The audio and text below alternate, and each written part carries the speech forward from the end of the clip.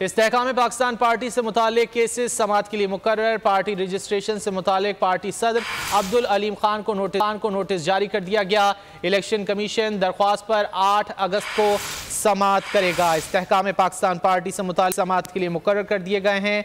Party registration से मुतालिक party सदर अब्दुल अलीम खान को नोटिस जारी कर दिया गया है। इलेक्शन कमीशन दरख्वास्त पर 8 अगस्त को समाअत करेगा। इस्तेहकाम पाकिस्तान पार्टी से मुतालिक केसेस समाअत के लिए मुकर्रर कर दिए गए हैं। पार्टी रजिस्ट्रेशन से मुतालिक पार्टी सदर अब्दुल अलीम खान को नोटिस जारी कर दिया गया है।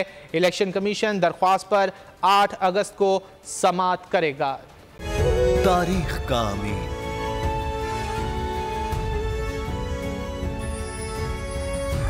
आजादी की अलामत,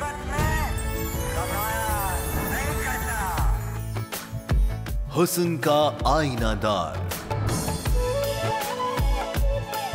फिक्रो नजरिए की अक्कास,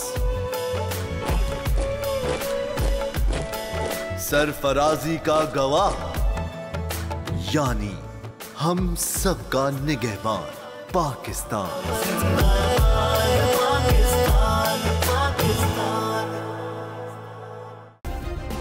सब्सक्राइब करें और बेल दबाएं ताकि कोई खबर रह न जाए।